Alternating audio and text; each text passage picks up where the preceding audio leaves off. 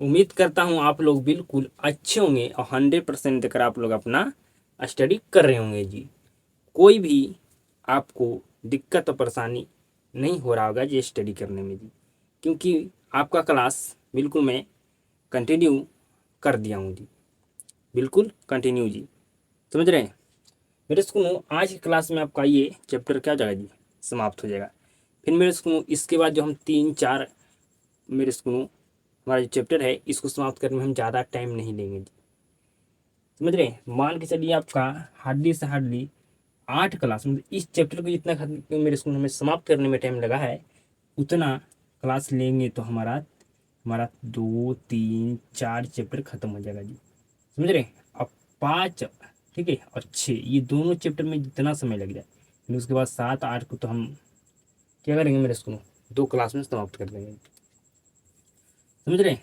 तो कहेगा बिल्कुल, मतलब आपका अब 10 से 12 दिन क्लास चलेगा, बायोलॉजी आपका खत्म, पूरा साइंस खत्म, फिर मैथ स्टार्ट होगा बहुत जल्द। तो आज क्लास को शुरू करते हैं। आज की क्लास में बिल्कुल बेहतर ढंग से आपको समझाने का मैं प्रयास करता हूँ कि आपको हर एक बात, हर एक चीज़ समझ में आएगी। तो बिल्कुल ध्यान से समझिएगा। पिछले क्लास में हम जठरस के बारे में पढ़ाए थे जी, तो कहेगा बिल्कुल हम पढ़ाए थे। जठरस क्या होता है फिर से मैं आपको रिविजन करा देता हूँ जी। समझिए, जो हमारा फिर इसको जठर ग्रंथि, फिर इसको कितने प्रकार कोशिका से मिलकर बना होता है? कोशिका 3 प्रकार कोशिका से मिलकर बना होता है। बताइए 3 कोशिका, वो एक कोशिका का नाम बताइए जी। तो कहेगा पहला कोशिका का नाम है म्यूकस कोशिका, दूसरा कोशिका का नाम है अम्लजन कोशिका, तीसरा कोशिका का नाम है क्या जी? तो जाइमोजिन कोशिका जी। तो हमारा जो म्यूकस कोशिका है इससे हमारा कौन सा रस निकलता है जी? किस रस का शराब होता है जी? तो कहेगा म्यूकस रस का शराब होता है। मैं आपसे पूछता हूँ अम्लजन, मेरे सुनो, अम्लजन कोशिका से किस रस का शराब होता है जी? तो भैया यहाँ से होता है हाइड्रोक्लोरिक अम्ल का शराब जी। मेरे सुनो, नेक्स्ट जो आपका था जाइमोजिन कोशिका, यहाँ से किस मेरे सुनो रस का शराब होता है जी? तो कहिएगा मेरे सुनो निष्क्रिय पेप्सिनोजेन रस का रस का शराब होता है जी। तो जब ये मेरे सुनो तीनों रस मिल जाता है, ठीक है, तीनों जब रस मिल जाता है तो इसको क्या कहते हैं? जठर रस कहते हैं। तो समझ गए होंगे। अब आगे हम चर्चा करते हैं जी। मेरे बात को ध्यान से समझिएगा जी। जब हमारा हाइड्रोक्लोरिक अम्ल मेरे स्कूल जब निष्क्रिय पेप्सिनोजेन के साथ मिलता है जी तो क्या बनाता है जी मेरे स्कूल? तो क्या सक्रिय पेप्सिन बनाता है जी। मेरे स्कूल निष्क्रिय कहने का मतलब इसका मेरे स्कूल ये कुछ काम नहीं कर सकता है, लेकिन सक्रिय है जो कुछ काम कर सकता है। समझ रहे हैं? समझ रहे हैं? तो कहेगा बिल्कुल समझ रहे हैं। मेरे स्कूल आप समझ गए, हाइड्रोक्लोरिक अम्ल और निष्क्रिय पेप्सिनोजेन जब मिलेगा तो सक्रिय पेप्सिन बनाता है जी। इतना बात क्लियर है? बिल्कुल। जो पेप्सिन है ना जी, जो क्या करता है जी, प्रोटीन का क्या होता है जी, पाचन मेरे स्कूल करता है जी। ठीक है, या मेरे स्कूल पेप्सिन देखने के लिए ना मिले ना तो आप ट्रिप्सिन भी बोल सकते हैं जी। पूछे आपसे प्रोटीन का पाचन कौन करता है? तो कहेगा पेप्सिन। पेप्सिन नहीं रहा ऑप्शन में तो क्या मारना है? आपको ट्रिप्सिन मारना है। आप जानते हैं बिल्कुल भली बात ही कि हम कोई, अगर मैं सेब खाया तो सेब से हमें जी क्या मिलता है जी? प्रोटीन मिलता है जी, मिलता है ना? ठीक है, तो इसको क्या कहते हैं आपको कमेंट में बताना है। तो इसको पचाता कौन है जी? तो इसको पचाता है मेरे स्कूल पेप्सिन। ठीक है, पेप्सी नामक एक मेरे स्कूल एंजाइम है जो क्या कहता है प्रोटीन को पचाता है। अब आगे समझिएगा जी। प्रोटीन में मेरे स्कूल जब पेप्सिन मिलता है जी तो क्या करता है जी? जब प्रोटीन में मेरे स्कूल पेप्सिन मिलता है जी तो पेप्सिन क्या करता है जी? प्रोटीन को मेरे स्कूल प्रोटीन को पेप्टोन बना देता है जी।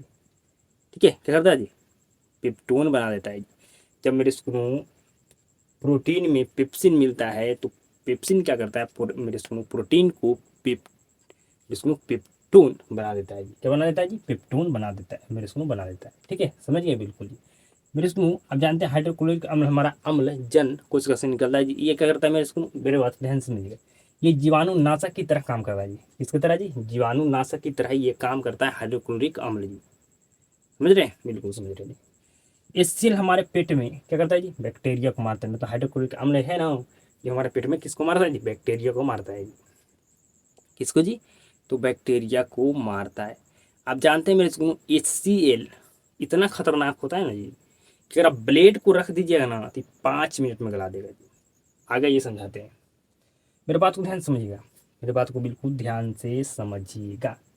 ये जो हाइड्रोक्लोरिक अम्ल और निष्क्रिय पेप्सिनोजेन जहाँ पेट के या बोल सकते हैं अमाशय के दीवार में सटा, तो क्या कर सकता है मेरे इसको, ये अमाशय के जिसको चमड़ी को गला सकता है जी। चमड़ी को क्या कर सकता है जी, गला देता है जी, गला सकता है जी, समझ रहे, गला सकता है, सट गया जहाँ गला दे। अब समझिए मेरे इसको, तो अब बताइए जो मेरे इसको ये करेगा क्या करेगा जी, जैसे ही ये दोनों अमाशय की सतह या मेरे इसको कह सकते हैं दीवार पर मेरे इसको सट गया, तो क्या करेगा, इस मेरे इसको अमाशय की चमड़ी को गला देगा जी। ठीक है, इतना बात समझ गए बिल्कुल। तो ये दोनों रस से मेरे इसको ये दोनों ये मेरे इसको दोनों से ये दोनों रस से मेरे इसको अमाशय की दीवार को सुरक्षा कौन करता है ये, तो करता है मेरे इसको कौन जी, कौन करता है जी बताइए, तो म्यूकस रस करता है जी। कौन जी, म्यूकस रस, ये मेरे इसको दीवार का क्या करता है जी, सुरक्षा करता है जी। ठीक है, ये दोनों क्या है जी, ये दोनों मेरे इसको हमारा रस ही नहीं जी, तो बिल्कुल ये दोनों कोशिका से हमारा ये दोनों रस निकलता है। ये दोनों रस जहाँ सट गया हमारा पेट के मतलब अमाशय के मेरे इसको दीवार में, तो ये क्या करेगा, अमाशय की चमड़ी को गला देगा जी। ये दोनों रस से सुरक्षा कौन करता है इसका जी, अमाशय की दीवार का जी, तो कहेगा मेरे इसको जो कौन करता है जी, तो कहेगा म्यूकस रस करता है जी। इतना बात समझ गया, बिल्कुल समझ गए। अब मेरे इसको एक मनुष्य है ना, उसको मेरे इसको अमाशय में मतलब पेट में प्रतिदिन कितना जठर रस का मेरे इसको स्राव होता है जी, मतलब निकलता है जी, तो कहेगा 3 लीटर। मनुष्य के अमाशय से प्रतिदिन मतलब डेली 3 लीटर जठर मेरे इसको जठर रस का स्राव होता है, मतलब 3 लीटर तो जठर रस निकलना ही है। जठर रस क्या करता है जी, तो हमारे पेट में मेरे इसको पेट में इससे क्या होता है जी, निकलता है। जठर रस क्या करता है, भोजन को पचाता है। आगे समझिए, आगे अब समझिए। अब पढ़ने वाले मेरे इसको अल्सर। आप अल्सर बीमारी अक्सर सुने होंगे कि अल्सर बीमारी इसको हो गया, लेकिन अल्सर बीमारी मेरे इसको कैसा होता है ये भी हम समझेंगे। ठीक है, सबसे पहले हम समझेंगे कि अल्सर बीमारी मेरे इसको होता कैसे, और ये मेरे इसको फिर समझेंगे कि किस प्रकार के व्यक्ति में अल्सर बीमारी हो सकता है। बिल्कुल ध्यान समझिए मेरे इसको, अल्सर जो बीमारी है ना, बिल्कुल मेरे बात को ध्यान समझिए। आप जानते हैं कि अमाशय या जठर ग्रंथि में मेरे इसको 3 प्रकार के कोशिका से क्या मिलकर बना होता है, या ऐसे समझिए जी कि अमाशय या जठर ग्रंथि से मेरे इसको क्या निकलता है, जठर रस निकलता है। ठीक है, जठर रस में 3 प्रकार के रस होता है, जानते हैं ना बिल्कुल। पहला क्या होता है जी, तो पहला होता है हमारा म्यू म्यूकस रस, दूसरा होता है HCl रस, तीसरा होता है क्या जी, तीसरा होता है बताइए निष्क्रिय निष्क्रिय पेप्सी मेरे इसको पेप्सिनोजेन नोजेन। ठीक है, ये तीनों क्या होता है मेरे इसको, हमारा म्यूकस कोशिका से म्यूकस रस निकलता है, और अम्लजन कोशिका से मेरे इसको HCl मेरे इसको रस निकलता है, और जो हमारा मेरे इसको जाइमोजी कोशिका होता है, इससे हमारा निष्क्रिय पेप्सिनोजेन रस निकलता है जी। मेरे बात को बिल्कुल ध्यान समझिए। जठर रस में 3 प्रकार के रस होते हैं जी। ठीक है, तो मेरे इसको 3 प्रकार कौन कौन होता है जी, तो ये तीनों होता है जी। तो जो ये HCl और जो ये निष्क्रिय पेप्सिनोजेन है ना, ये क्या होता है जी, अम्लीय होता है। क्या होता है जी, अम्लीय होता है जी। ठीक है, मेरे इसको अब समझिए जो म्यूकस है ना, म्यूकस म्यूकस ये क्या करता है जी, तो मेरे इसको ये दोनों से मेरे इसको ये दोनों रस से मेरे इसको सुरक्षा कौन करता है जी, सुरक्षा कौन करता है, तो कहेगा म्यूकस रस क्या करता है मेरे इसको, ये दोनों से सुरक्षा करता है। ठीक है जी, ये दोनों के क्या करता है मेरे इसको, म्यूकस रस क्या करता है जी, तो सुरक्षा करता है मेरे इसको इसका जी, बताइए, तो कहेगा अमाशय के। ठीक है, ये दोनों रस से मेरे इसको सुरक्षा कौन करता है जी, तो कहेगा मेरे इसको अमाशय मेरे इसको अमाशय को करता है क्या जी, म्यूकस रस। ठीक है जी।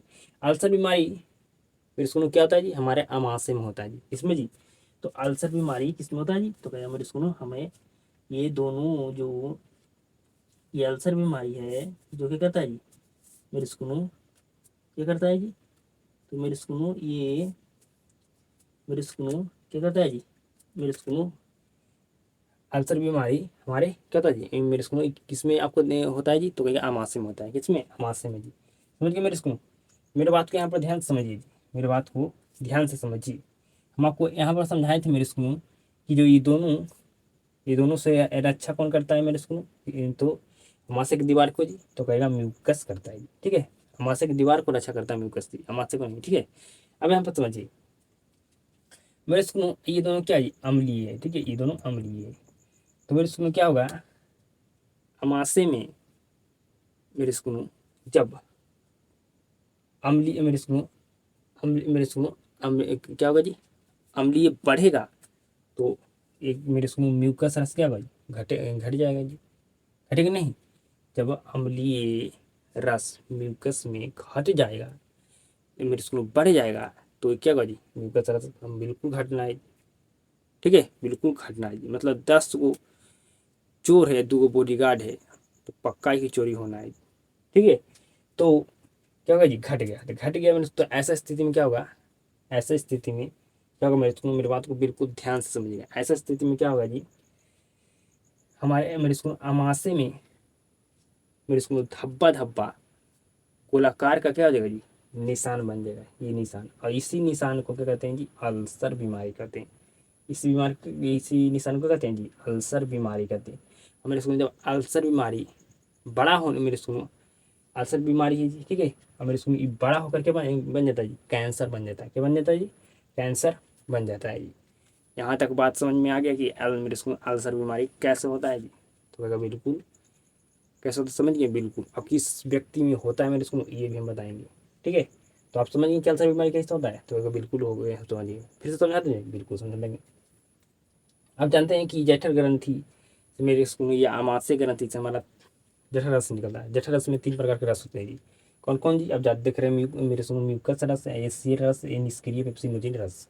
ठीक है जी, तो मेरे सुनो क्या होता है, ये दोनों रस हमारा अम्लीय होता है। समझ रहे, ये दोनों रस क्या होता है जी, अम्लीय होता है। ठीक है, समझ रहे, या मेरे सुनो हम कह सकते हैं कि ये दोनों से मिलकर क्या बनता है जी, इन ये दोनों से मेरे सुनो मिलने से बनता है पेप्सी। पेप्सी मेरे सुनो पेप्सिन बनता है जी। क्या बनता है जी, पेप्सिन बनता है। समझ गए, तो बिल्कुल। तो क्या होगा, मेरे बात को ध्यान से समझिए, जब मेरे सुनो हमारे अमाशय में हमारे पेट में क्या होता है जी, एसिड मेरे सुनो अम्लीय क्या होगा जी, रस बढ़ जाता है, तो क्या होगा जी, म्यूकस रस घट जाएगा, घट भी मेरे सुनो म्यूकस रस क्या हो जाएगा, घट जाएगा बिल्कुल ही। तो ऐसा स्थिति में क्या होता है, हमारे मेरे सुनो अमाशय में हमारे पेट में गोल गोल मेरे सुनो आकार का धब्बा धब्बा निशान बन जाता है, या बोल सकते हैं धब्बा धब्बा गोल आकार का निशान बन जाता है जी। और इसी निशान को क्या कहते हैं, अल्सर बीमारी कहते हैं। और अल्सर बीमारी मेरे सुनो बड़ा होकर कैंसर बन जाता है जी। मतलब अल्सर बीमारी जैसे ही बड़ा होकर क्या होता है जी, कैंसर में बदल देता है। समझ गए, क्या आप समझ गए, बताइए यहाँ तक। तो अगर बिल्कुल हम समझ गए 100%, कोई भी दिक्कत हमें समझने में नहीं है जी। कोई भी दिक्कत हमें क्या जी, समझने में नहीं है जी। समझ रहे हैं, बिल्कुल समझ रहे हैं। आपको हम समझाएं कि जब हमारे पेट में अम्लीय रस क्या होता है जी, बढ़ जाता है, तो म्यूकस रस क्या हो जाएगा जी, हमारे पेट में घट जाएगा जी। और घट जाएगा तो ऐसी स्थिति में क्या होता है जी, तो मेरे सुनो धब्बा धब्बा गोल मेरे सुनो गोल आकार का मेरे सुनो निशान बन जाता है। इसी निशान को हम अल्सर बीमारी कहते हैं। ये अल्सर बीमारी बड़ा होकर कैंसर बन जाता है। समझ गए यहाँ पर इतना बात जी, तो बिल्कुल समझिए। अब मेरे सुनो समझिए, मेरी बात को बिल्कुल ध्यान से समझिए। जो हमारे अमाशय की दीवार पर, ठीक है जी, होने वाली अल्सर में से पेप्टिक पेप्टिक अल्सर के प्रकार है। ठीक है, जो हमारे जो अमाशय की दीवार पर जो अल्सर होता है ना जी, ठीक है मेरे सुन, उसमें क्या है जी, उसमें किसका प्रकार है, उसमें से भी उसमें मेरे सुन कौन सा प्रकार है जी, तो कहेगा पेप्टिक अल्सर के प्रकार है जी। पेप्टिक अल्सर के प्रकार है जी। ठीक है, पेप्टिक अल्सर का मेरे सुनो, पेप्टिक अल्सर का क्या है जी, प्रकार है मेरे सुकून। ठीक है जी।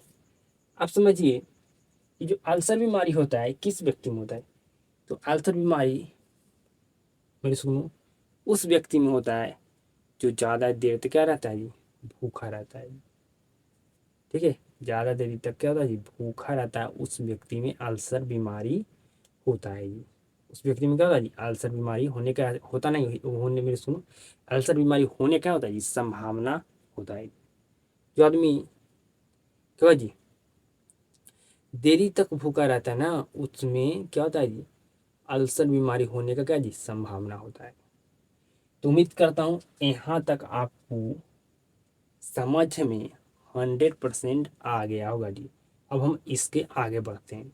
अब बिल्कुल ध्यान से समझना है आपको जी, आपको बिल्कुल ध्यान से समझना है जी। आप समझ रहे थे मेरे सुनो कि हमारा भोजन मेरे सुनो कहाँ आ चुका है जी, अमाशय में। तो अमाशय में हम मेरे सुनो अमाशय के बारे में समझ रहे थे, समझ रहे थे ना जी, बिल्कुल समझ रहे थे। ठीक है मेरे सुनो, इसके बाद हमारा भोजन कहाँ जाएगा जी, तो कहेगा छोटी आंत में। तो छोटी आंत के बारे में समझेंगे, ठीक है, कि क्या क्या होता है। फिर बड़ी आंत में भोजन जाएगा तो हम बड़ी आंत के बारे में समझेंगे जी, समझ रहे हैं, बिल्कुल जी। तो समझ मेरे सुनो, अमाशय में प्रोटीन के अलावे भोजन के वसा का भी पाचन प्रारंभ होता है। मतलब हमारा मेरे स्कूल अमाशय में तो प्रोटीन का पाचन होता है, साथ में किस मेरे स्कूल किसका होता है जी, तो मेरे स्कूल वसा का भी पाचन कहाँ होता है जी, तो कहेगा अमाशय में।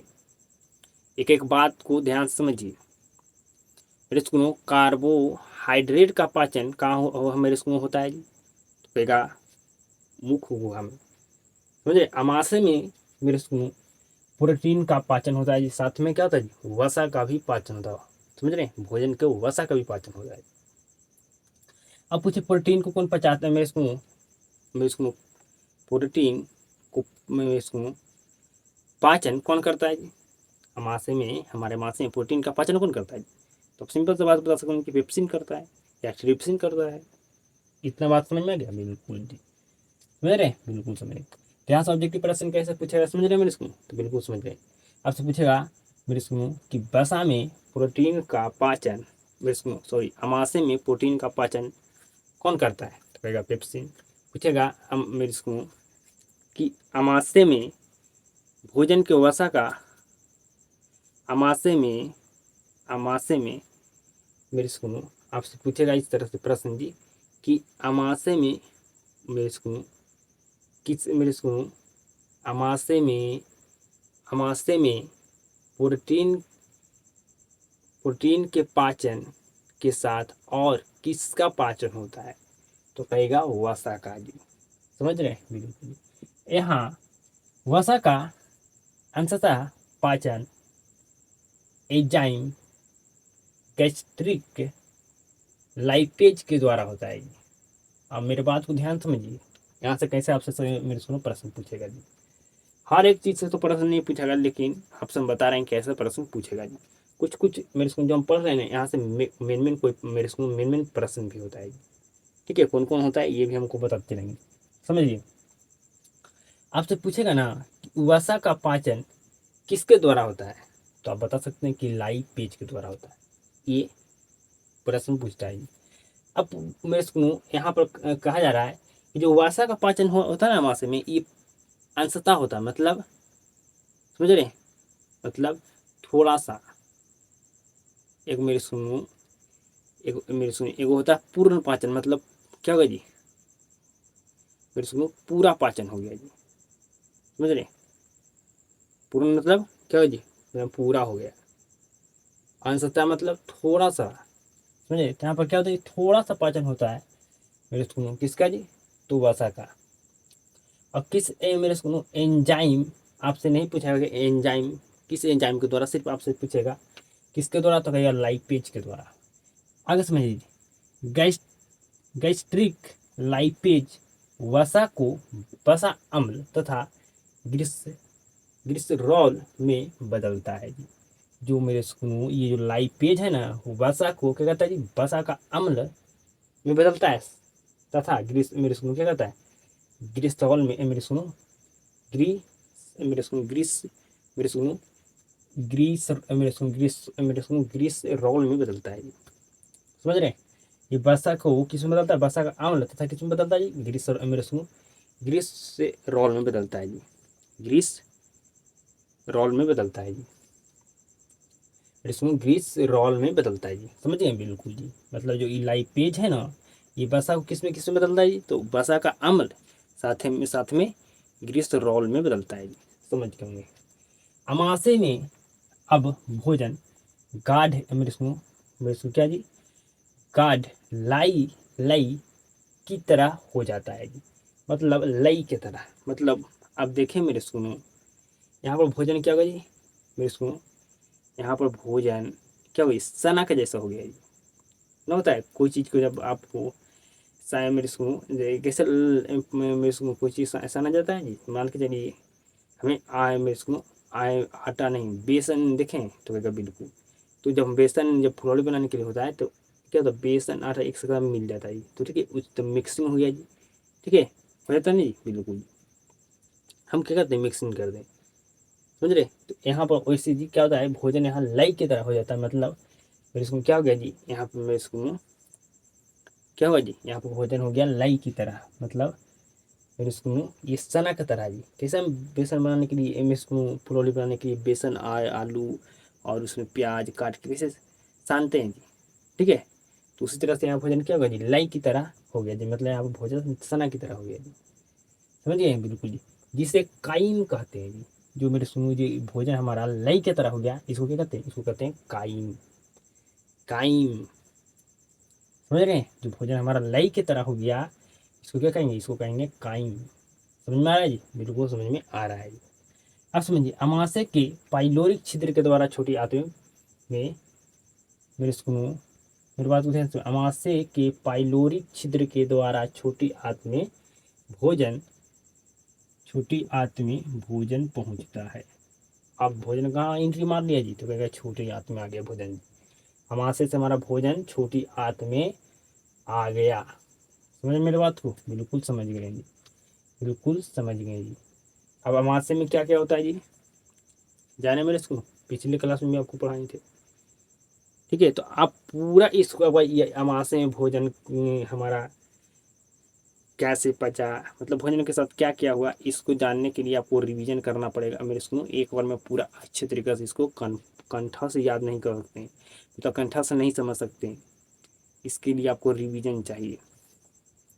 आगे समझिए, आगे समझिए जी। मेरे को अमाशय के पाइलोरिक छिद्र होता है जी। ठीक है, जिसके द्वारा क्या होता है जी, अमाशय के पाइलोरिक छिद्र के द्वारा क्या होता है जी, छोटी आंत में भोजन पहुंचता है। अब आइए छोटी आंत के बारे में पढ़ते हैं जी। ठीक है, छोटी आंत कैसा होता है जानते हैं जी, बिल्कुल जानते हैं।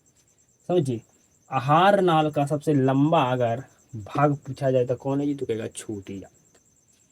आहार नाल समझ रहे का सबसे लंबा भाग छोटी आंत होता है। मेरे सुनो, आपसे पूछा जाए कि छोटी आंत का रचना कैसा होता है, तो कहेगा बेलनाकार होता है। मेरे सुनो, पाचन की क्रिया पूर्ण कहाँ होती है, तो कहेगा छोटी आंत में। मतलब मेरे सुनो यहाँ पर भोजन क्या होगा जी, पूरी तरह से पच गया है, मतलब भोजन का पाचन यहाँ पर पूर्ण हो चुका है। समझ रहे हैं बिल्कुल जी। छोटी आंत की लंबाई 6 मीटर हो जाएगी। छोटी आंत की लंबाई कितना होता है जी, 6 मीटर होता है। चौड़ाई जी 2.5 सेंटीमीटर होता है जी।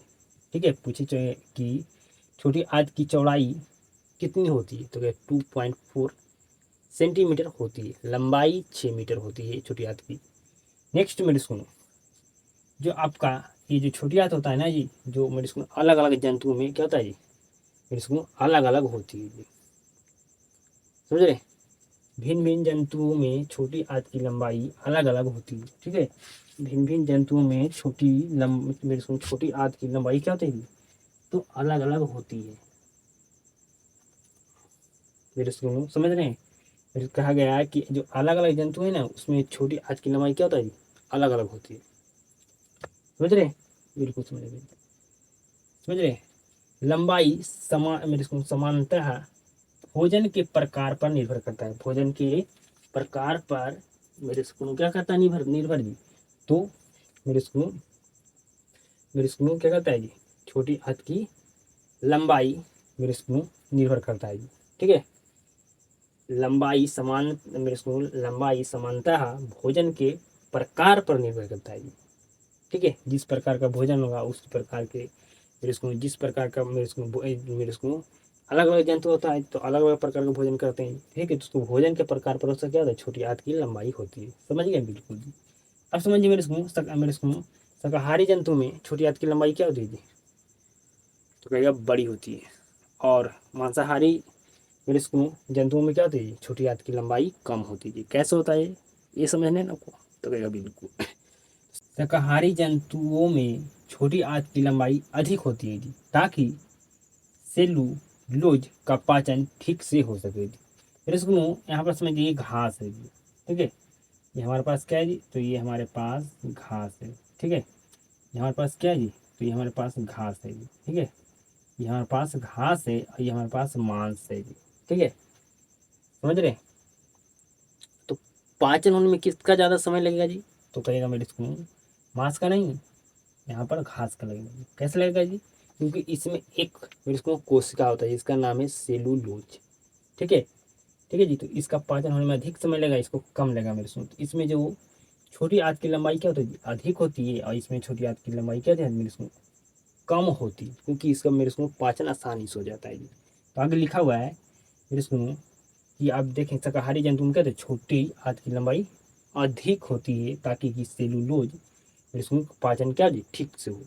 नेक्स्ट, मांसाहारी जंतुओं में छोटी आंत की लंबाई क्या होती है, कम होती है, इसीलिए कि मांसाहारी भोजन का क्या होता है मांसाहारी भोजन का पाचन सरल होता है। मतलब बिल्कुल मांसाहारी भोजन का पाचन क्या, तो आसानी से हो जाता है जी। समझ रहे। तो आप समझ गए यहाँ तक जी, बताइए यहाँ तक आप क्या समझ गए, छोटी आंत के बारे में आप समझ गए। आप चलेंगे छोटी आंत के मेरे इसको 3 भागों में बांटा गया है जी, इसके बारे में समझेंगे जी। ये पूरा था छोटी आंत के बारे में जी। समझ रहे, छोटी आंत के बारे में जी, तो छोटी आंत की लंबाई क्या होता है, इसका रचना क्या होता है, इसमें मेरे इसको भोजन का मेरे इसको क्या होता है, मेरे इसको यहाँ पर मेरे इसको भोजन का पाचन क्रिया क्या होता है, पूर्ण होती है। ठीक है, आप जानते हैं इसका छोटी आंत की लंबाई कितना होता है, इसका चौड़ाई कितना होता है। मेरे इसको अलग अलग जंतुओं में छोटी आंत की लंबाई अलग अलग होती है। तो मेरे इसको इसके भोजन के प्रकार पर निर्भर करता है छोटी आंत की लंबाई जी। ठीक है, शाकाहारी जंतुओं में छोटी आंत की लंबाई अधिक होती है, क्यों होता है आप जानते हैं। मांसाहारी जंतुओं में छोटी आंत की लंबाई कम होती है, क्यों होता है आप ये जानते हैं जी। तो मतलब यहाँ तक आपको समझने में कोई भी दिक्कत नहीं है जी, 100% समझ में आ चुका होगा जी। तो अब हम आगे बढ़ते हैं जी। अब समझने वाले हैं छोटी आंत के मेरे सुनो कितने भागों में बांटा गया है जी। अब इसके बारे में समझेंगे, फिर उसके बाद मेरे इसको समझेंगे इसके बारे में, बड़ी आंत के बारे में जी। फिर इसके बारे में हम समझेंगे यकृत मतलब लीवर के बारे में जी। फिर समझेंगे मेरे इसको इसके बारे में जी, तो मेरे इसको पित्ताशय के बारे में। और फिर लास्ट में आपको समझाएंगे अग्नाशय के बारे में जी। समझिए, बस समझिए इसको मेरे इसको। तो छोटी आंत को 3 भागों में डिवाइड किया गया है जी। बिल्कुल मेरे बात को ध्यान से सीधा तरीके से सुनिएगा मेरे स्कूलों। हम यहाँ पर अगर लिखना चाहते हैं तो एक बोर्ड मेरे स्कूल 2 से 3 बोर्ड लिखते हैं जी। ठीक है, लेकिन आपसे मेरे स्कूलों उसको लिखने से अच्छा है जी कि वहाँ से कौन कौन सवाल बन सकते हैं जो आपका एग्जाम में पूछा जाता है, बस उसी को हमें पढ़ लेना है। छोटी आंत के इसको 3 भागों में बांटा गया है, जिसके बारे में हमारा सवाल बन जाएगा। बस हमें एग्जाम में सवाल बनना चाहिए। ठीक है मेरे सुन, या कि हमें पूरा याद हम नहीं कर सकते हैं। ठीक है, लेकिन जितना सवाल पूछा जाता है हम उतना याद कर सकते हैं। तो समझिए छोटी आंत को 3 भागों में बांटा गया जी। पहला ग्रहणी, जो मेरे स्कूल ये छोटी आंत का क्या जी पहला भाग है मेरे स्कूल। नेक्स्ट है जे जूनम, जे जूनम, जो ये मेरे स्कूल बीच वाला भाग किसका है जी, छोटी आंत का। इलियम, ये मेरे स्कूल अंतिम भाग है किसका जी, छोटी आंत का। मेरे स्कूल मेरे पास को ध्यान समझिएगा, आपसे पूछा जाए ये जो इलियम है ना, ये आपका मेरे स्कूल सबसे बड़ा भाग है छोटी आंत का इलियम। समझ गए मेरे स्कूल। जो अमाशय से कौन जुड़ा होता है जी? ग्रहणी जुड़ा होता है। अमाशय से छोटी आंत का ग्रहणी भाग जुड़ा होता है, कनेक्टेड होता है। समझ गए? बिल्कुल जी। जो मेरे स्कूल मेरे स्कूल छोटी आंत की ग्रहणी, मेरे स्कूल छोटी आंत का भाग ग्रहणी किससे जुड़ा होता है जी? अमाशय से, मतलब पेट से। भोजन का अधिकांश पाचन किस में होता है जी? तो इलियम में होता है। आप कहें छोटी आंत में क्या होता है? भोजन का पूर्ण पाचन होता है जी। जानते हैं जी? बिल्कुल जानते हैं। तो मेरे स्कूल अब पूछा गया है ना यहाँ पर कि छोटी आंत के कौन सा भाग में अधिकांश पाचन होता है? तो इलियम भाग में छोटी आंत का अधिकांश पाचन होता है। फिर इसको इलियम बड़ी आंत से जुड़ा होता है जी। इलियम बड़ी आंत से क्या होता है जी? जुड़ा होता है। समझिए, जो मेरे छोटी आंत का जो इलियम भाग है, जो अंतिम भाग इलियम है, ये आपका बड़ी आंत से कनेक्ट होता है। अब आइए बड़ी आंत के बारे में चर्चा करते हैं। बड़ी आंत को मेरे स्कूल में दो भागों में बांटा गया है। ठीक है, इसको दो भागों में बांटा गया जी। मतलब ये जो हम छोटी आंत पढ़े हैं जी, तो छोटी आंत के मेरे स्कूल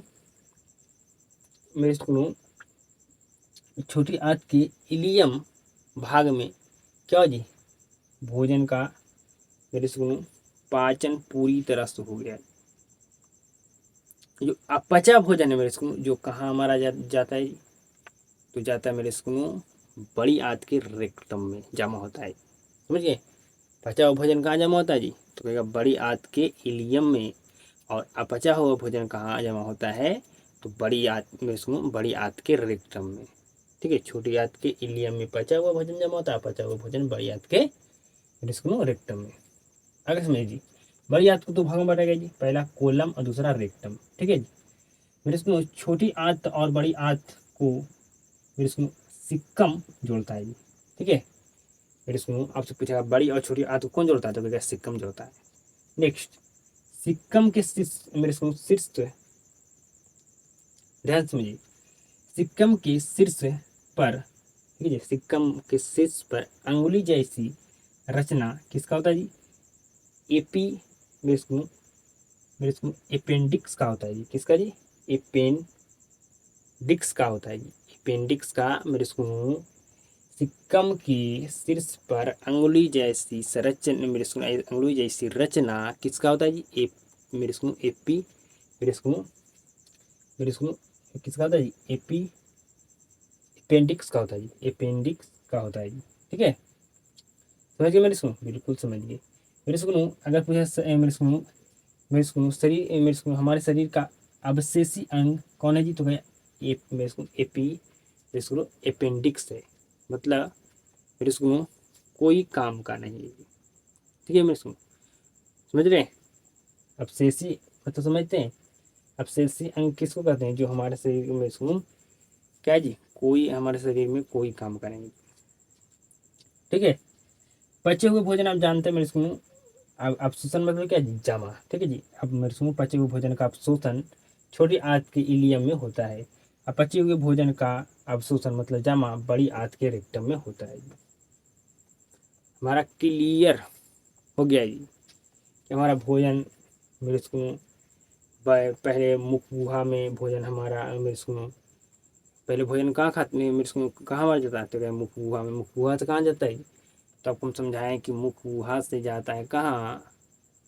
तो ग्रसनी के सॉरी, मेरे सुनो, मेरी बात को ध्यान से समझिए। ग्रास नली है, ग्रास नली का पिछला भाग होता है ना, उसको होता है ग्रसनी। ग्रसनी से मेरे सुनो, ग्रसनी के मेरे सुनो निगल द्वार से भोजन हमारा जाता है ग्रास नली में। ग्रास नली से एंट्री मारता है अमाशय थी, अमाशय में, अमाशय से एंट्री मारता है हमारा भोजन किसमें जी? छोटी आंत में। फिर वहाँ से मेरे सुनो बड़ी आंत में हमारा भोजन क्या होता है जी? मेरे सुनो पचा हुआ भोजन बड़ी आंत के रेक्टम से क्या है? मेरे सुनो रेक्टम से क्या हो जाता है जी? रेक्टम में इसमें अपचा भोजन कहाँ जमा हो जाता है? इसमें बड़ी आंत के रेक्टम हो जाता है जी। अब पढ़ना है मुझे तीन चीज के बारे में जी। किसके किसके बारे में जी? तो एक पढ़ना है यकृत, दूसरा इसको पित्ताशय, तीसरा पढ़ेंगे हम अग्नाशय।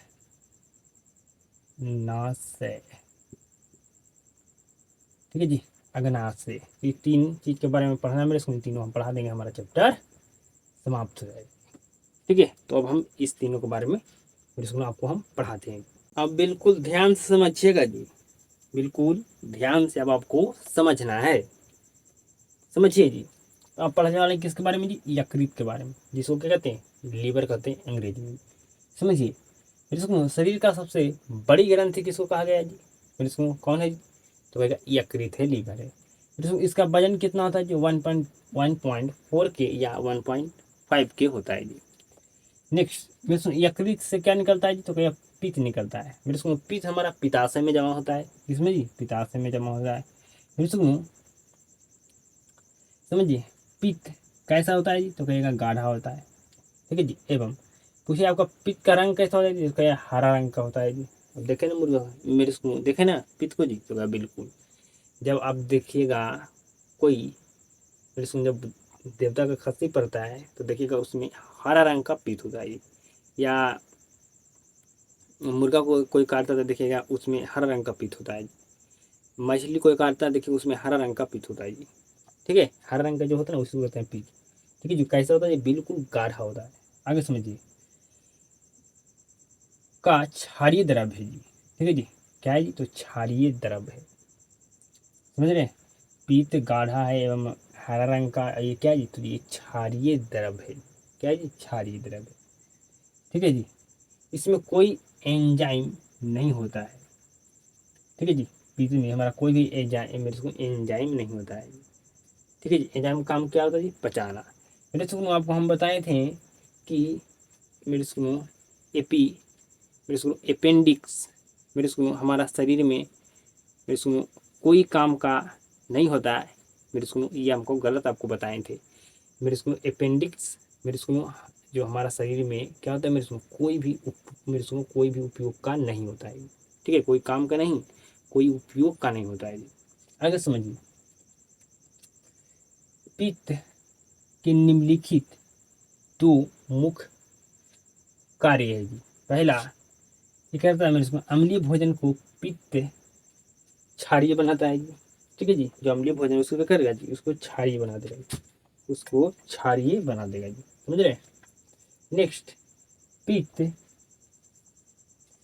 इसको नेक्स्ट समझिएगा, पित्त भोजन के वसा का विखंडन, पित्त भोजन की वसा का विखंडन तथा क्या करता है जी, पाइसीकरण करता है जी। तो आपसे पूछेगा बताइए पित्त का दो मुख्य काम, तो पहले कहेगा अम्लीय भोजन को पित्त क्षारीय बनाता है, दूसरा पित्त भोजन के वसा का विखंडन तथा पाइसीकरण करता है। ठीक है जी, नेक्स्ट नेक्स्ट समझिएगा जी, मेरे सुनो अग्नाशय। ठीक है जी, देखने में अग्नाशय गलत लिख दिए थे जी। ठीक है जी, अग्नाशय लिख दिए थे, अग्नाशय लिख दिए थे जी। ठीक है जी, तो गलत लिखे थे। आपका होता है अग्नाया, मेरे सुनो अग्ना, मेरे सुनो क्या होता है जी, अग्नाश, मेरे सुनो अग्नायाशय होता है जी। से ट्रिप्सिन या मेरे सुनो ट्रिप्सिन, मेरे सुनो और आपका मेरे सुनो एमा, मेरे ए माइलेस निकलता है जी। क्या निकलता है जी, ट्रिप्सिन और मेरे ए माइलेस निकलता है जी। नेक्स्ट समझिए, अमाशय में जो भोजन लई की तरह हो जाता है उसे काइम कहते हैं जी। मतलब सना हुआ, जो सना की तरह जो भोजन होता है उसको क्या कहते हैं, लई कहते हैं, लई। तो इसको अमाशय में क्या कहते हैं जी, जो भोजन लई की तरह हो जाता है उसको कहते हैं काइम। मेरे यही भोजन जब छोटी आंत में तरल के रूप में हो जाता है तो इसको कहते हैं चाइल्ड। जब भोजन छोटी आंत में तरल के रूप में, ठीक है जी, तरल के रूप में हो गया उसे क्या कहते हैं, उसे चाइल्ड कहते हैं। तरल रूप कहने का मतलब मेरे सुनो, यहाँ पर भोजन और मेरे सुनो भोजन का और पाचन हो गया जी, समझ रहे, और पाचन हो गया जी, मतलब पानी की तरह छुरछुर हो। ठीक है जी, छुरछुर पानी की तरह हो गया जी। तो मेरे सुनो आप समझ गए, तो कहेगा बिल्कुल समझ गए। हमाशय में जो हमारा भोजन लई की तरह होता है उसको कायम, मेरे को उसको कायम कहते हैं। क्या कहते हैं जी, कायम कहते हैं। और मेरे को जो छोटी आंत में हमारा भोजन तरल के रूप में, तरल के रूप में हो गया, उसे कहते हैं चाइल्ड। तो हमारा चैप्टर हुआ समाप्त। चैप्टर का क्या हुआ मेरे सुन, ये चैप्टर हमारा हुआ समाप्त। तो बताइए ये चैप्टर को पढ़ने में आपको, पढ़कर आपको कैसा लगा जी?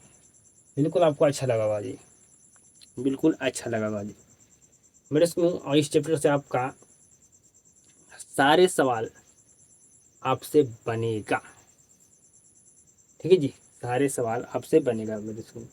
मेरे सुनो इस चैप्टर में हम एक टॉपिक, मेरे सुनो क्या है जी, आंत ग्रंथ, मेरे सुनो आंत ग्रंथिया, ठीक है जी।